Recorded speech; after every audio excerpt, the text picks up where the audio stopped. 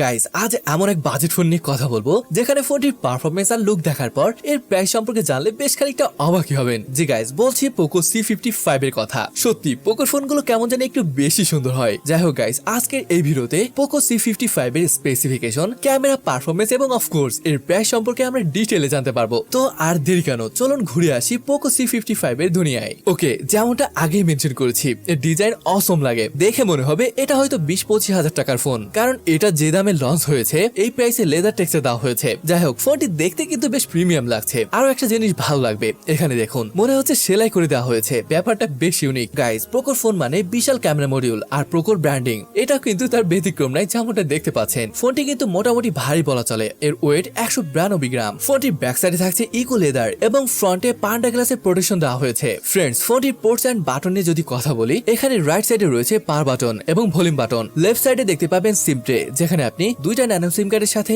একটি SD card ব্যবহারের সুবিধা পাবেন, আর এসডি কার্ডটি 1 টেরাবাইট পর্যন্ত ইউজ করতে পারবেন। নিচে থাকছে মাইক্রো ইউএসবি পোর্ট, একটি স্পিকার এবং প্রাইমারি মাইক। এখানে একটা কথা বলে রাখি, এখানে মাইক্রো ইউএসবি এর পরিবর্তে ইউএসবি টাইপ সি হওয়াটা অবশ্যই দরকার ছিল। যাই হোক, উপরে পেয়ে যাবেন হেডফোন জ্যাক। ওভারঅল বলুন তো ডিজাইনটা কেমন লেগেছে আপনার কাছে? গাইস, ফোনটির ব্যাক সাইড যেমন সুন্দর, এর ফ্রন্টে ঠিক এমনই। এখানে পেয়ে যাচ্ছেন 6.7 অন নিচে HD plus IPS LCD display. Bezel বেশ পাতলাই বলবো। এখানে অটো ড্রপ নচ রয়েছে, চিন যদিও একটু মোটা বাট ঠিকঠাকই আছে। বোঝেন তো, এখানে প্রাইসের ব্যাপারটা আছে। ডিসপ্লেটিতে থাকছে 60 হার্জ রিফ্রেশ রেট এবং 120 হার্জের টাচ স্যাম্পলিং রেট। ডিসপ্লেটি মোটামুটি ব্রাইট আছে, ইনডোরে তেমন প্রবলেম হবে না আশা করি। তবে একটা কথা বলতে হচ্ছে, এটা বেশ বড় ডিসপ্লে। এটা যে প্রাইসে লঞ্চ হয়েছে এই প্রাইসে সাধারণত 6.3 বা 6.5 পর্যন্ত থাকে, বাট এখানে 6.7 ইঞ্চির ডিসপ্লে দেওয়া হয়েছে। ব্যাপারটা বেশ ভালো। গাইস, ভিডিওর শুরুতেই বলেছিলাম ফোনটি পারফরমেন্স এবং এর ডিজাইনের কথা। ডিজাইন তো অসম লেগেছে। এখন আসুন ফোনটির পারফরমেন্স নিয়ে কথা বলি। এখানে থাকছে MediaTek Helio G85 চিপসেট, যার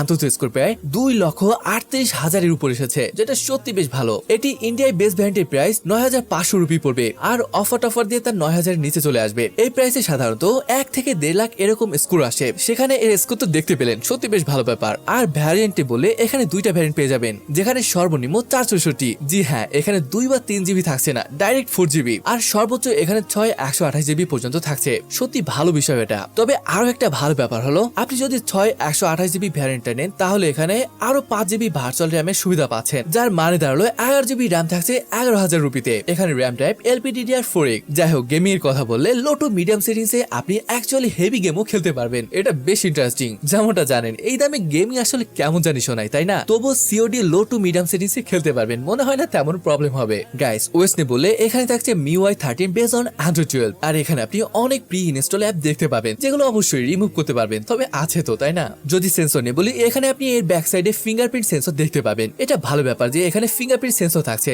মাঝে মধ্যে দেখা যেত এই প্রাইসে সেন্সর গায়েব হয়ে যায়। যাই হোক, এখানে তা হয়নি। বাকি ফেস আনলক রয়েছে, আর এগুলো বেশ ভালোই কাজ করে। তবে এখানে কিন্তু জাইরোস্কোপ থাকছে না। ফোনটির কানেক্টিভিটি নিয়ে বলে Wi-Fi 5, 4G ভোল্টি, ব্লুটুথ 5.0 এগুলো থাকছে। তবে ভালো লাগার ব্যাপার হলো এখানে IP52 এর রেটিং রয়েছে।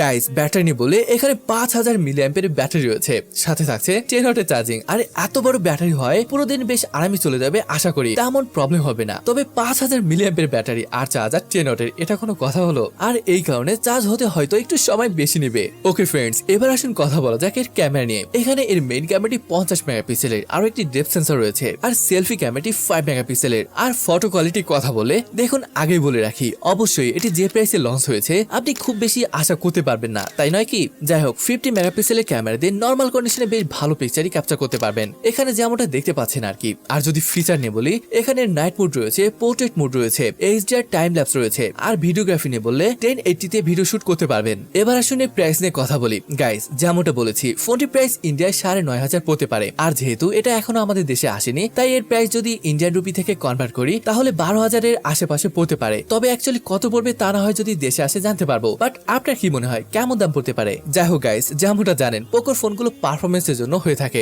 আর পোকো C55 ও তার ব্যতিক্রম নয়। এখানে বেশ বড় ডিসপ্লে থাকছে, বড় ব্যাটারি, ভালো পারফরমেন্স, ডিজাইন তো দেখলেনি। তবে হ্যাঁ, যদি ইউএসবি টাইপ সি হতো বেটার হতো। তো গাইস, এই ছিল পোকো C55। কি মনে হয় ফোনটি প্রাইস হিসাবে ফোনটি কেমন হবে বলে আপনি মনে করেন তা কমেন্ট করে জানাতে পারেন। আর ভিডিওটি এখানে শেষ করছি, দেখা হবে পরের ভিডিওতে।